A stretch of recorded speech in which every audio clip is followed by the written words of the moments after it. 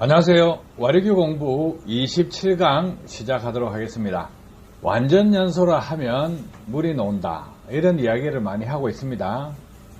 자동차 정비하시는 분들도 있고, 또 기술사도 있고, 명장도 있고, 와류기 판매하시는 분들도 있고, 물 나오면 완전연소다 하는데, 물이 나온다고 완전연소가 된다, 이것은 아닙니다.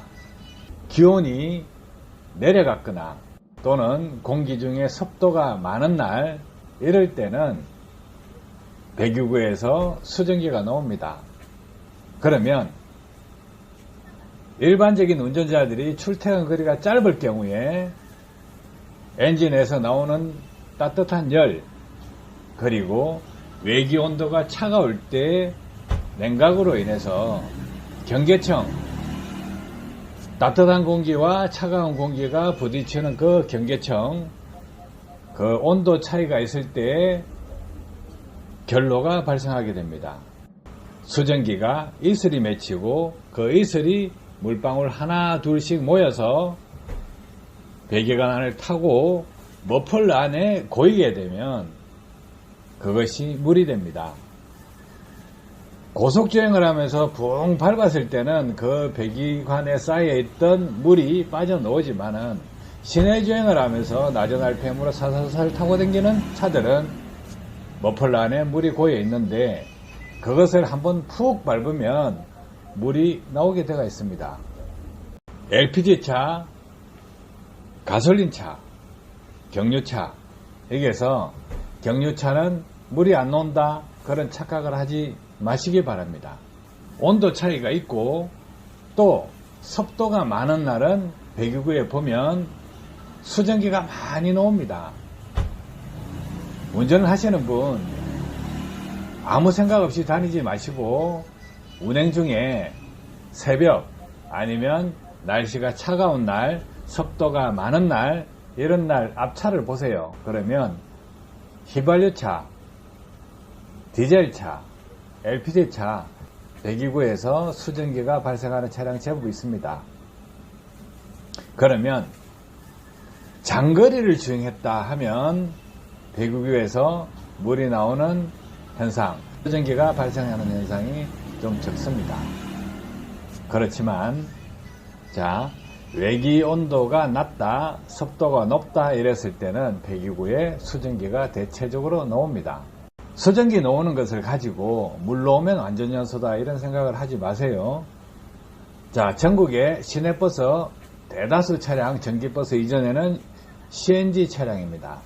서울시 시내버스 같은 경우는 2010년도 전체 차량이 CNG 버스로 전환되었습니다. CNG 버스에서는 수증기가 나오는 확률이 좀 적습니다. 왜냐하면 연료 자체가 기체고 압축 천연가스입니다. LPG는 액체입니다. 기체 상태의 연료에서 수증기가 나온다? 쉽지 않아요. 시내버스를 다 보세요.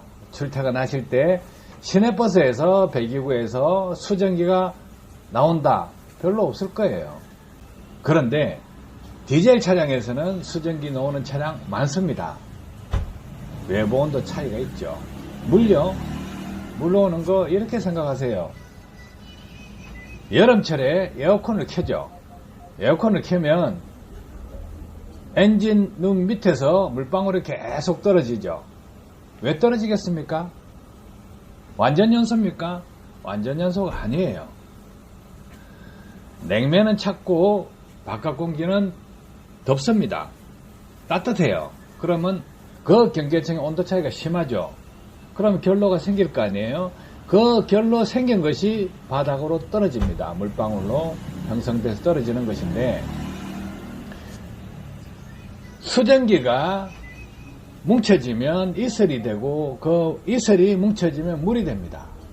그래서 운전면허증이 없는 주부도 일상생활에서 결로 현상을 겪고 있습니다. 겨울에 방이 따뜻하다, 그런데 바깥 공기가 찹다, 이렇게 하면 유리창에 결로 현상이 보시는 것과 같이 다 생깁니다. 엔진도 마찬가지라고 생각하시면 됩니다. 배기관 안에 연소가스가 나오면 온도가 높겠죠. 그리고 배기관 주위는 온도가 떨어져 있으니까 따뜻한 부분에서 수증기가 발생하고 결로가 생기게 되고 물이 고이게 될 것입니다. 그래서 습도가 높은 지역에서 와리기를 장착했다 하면 물이 나올 확률이 높아집니다. 아시겠죠? 그래서 물이 나온다, 완전연소다, 이 말은 안 됩니다. 왜 안 되냐? 자, 우리나라에서 현대자동차 수출할 때 낮에 선적을 하죠. 계속 싣습니다. 그럴 때 뒤에서 다 물이 나옵니까? 수증기가 허옇게 나옵니까? 아니잖아요. 그리고 한여름에 도로를 주행할 때 정체된 도로를 계속 따라다녀 보면 수증기 나오는 차 하나도 안 보이죠. 물 나오는 차 하나도 안 보이죠. 자, 그러면 물이 어디서 쏟아질까요? 아침에 출근하실 때 자기가 운행하는 코스에서 오르막길에 있을 때 차들을 관심 있게 보십시오. 어떤 차들은요, 배기구에서 물이 한 바가지씩 떨어집니다. 그게 완전 열선일까요? 머플러 안에 고여있던 물이 한꺼번에 쏟아져 나오는 것일까요? 자, 이것이 단순한 것입니다. 우리가 일반적으로 실내에 따뜻한 공기다, 습도가 좀 있다, 그런데 바깥 기온이 차다 하면 유리창에 결로 현상 다 생기고 물이 고입니다. 이런 것이 물입니다. 그런데 그것을 자동차에 견주어서 생각을 하지 않으니까 완전 연소라서 수증기가 나오고 물이 나오고 하는구나, 이런 생각을 가지는데, 실제로 이 차량 CNG 차량으로 부산에서 전주까지 고속도로만 260km 타고 왔습니다. 그런데 왜 이렇게 연기가 나고 있을까요? 불난 줄 알겠죠. 차 이상 있는 줄 알겠죠. 그런데요, 이것은 수증기입니다. 100% 수증기라는 거예요. CNG에 열려요, 카본 발생량 없습니다. 아시겠죠? 그러면 이 수증기가 배기구 안에 고여가지고 이슬로 맺혀가 있다. 그 이슬이 맺혀서 다시 물방울로 된다. 그 물방울이 머플러 안에 쌓인다 하면 어떻겠습니까? 그게 물이라는 거예요. 머플러 안에 물이 쌓입니다. 그러면 북 밟으면 물이 웅 나오죠. 퍼벅 하고 나옵니다. 자, 과거에 택시들 보시면 머플러가 삭아서 구멍이 나서 많이 교체를 했었습니다. 그런데 삼성자동차에서 처음에 택시 나올 때 어떻게 했습니까? 머플러를 전부 다 스댄으로 맞췄습니다. 그러니까 택시기사분들이 상당히 좋아했죠. 왜? 머플러에 물이 쌓여서 구멍이 나고 썩으니까 스댄으로 해줬다는 거예요. 그래서 상당한 인기를 끌었습니다. 그만큼 머플러 안에 물 고이는 것은 당연하다는 거예요. 그리고 물이 주로 나오는 타이밍은 언제냐, 습기가 이렇게 나오는 타이밍이 언제냐 하면 습도가 있는 날씨, 온도가 조금 내려간 날씨에서는 이렇게 물이 나옵니다. 습기가 나오고 수증기가 나오고 결로가 생기고 이 물을 한꺼번에 토해낼 수도 있습니다. 그래서 이렇게 수증기가 많이 나오게 되면 가끔씩 공회전을 시키든 안 그러면 달릴 때든 한 번씩 훅 밟아서 머플러 안에 고여있는 물을 빼주시면 됩니다.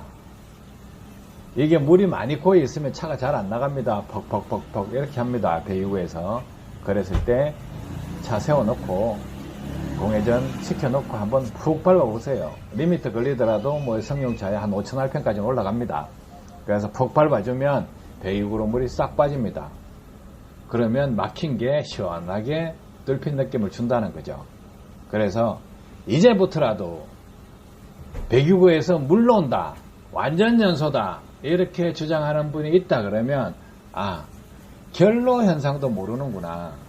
이렇게 외부 온도와 내부 온도 차이가 있을 때 결로 현상 생긴다, 이런 부분도 모르는구나, 이렇게 좀 생각하시면 됩니다. 정비사나 이런 분들이 배기구에서 물이 나온다, 습기가 나온다 이렇게 하면 완전 연소다. 화학식으로는 되죠, 이야기가. 그런데 실상은요, 온도 차이 때문에 나타나는 현상, 이 현상이 더 강합니다. 그래서 오히려 물이 생기는 게 오히려 저한테는 불편합니다. 왜? 수증기로 나오게 되면 결국은 결로 현상으로 인해서 머플러 안에 쌓일 거라는 거죠. 불편하죠. 그래서 좋게만은 생각하지 않습니다.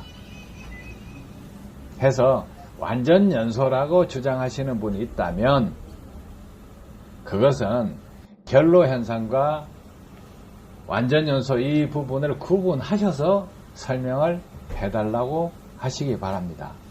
승용차에 머플러에서 수증기가 나오죠. 이 공회전 상태입니다. 260km를 주행한 상태입니다.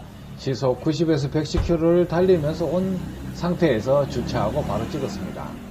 그래서 이 정도 수증기 나오는 차 봤습니까? 그것도 CNG 엔진이었어요. 배기연기 이렇게 나오면 고장일까요? 고장 아닙니다. 수증기 나오는 거 당연한 것이니까 여러분들 차에서도 배기구에서 수증기 나온다 하면 이 고장난 거 아니냐 이렇게 생각하시고 걱정하시는 분 있을 것입니다. 그런데 아무 걱정하지 마세요.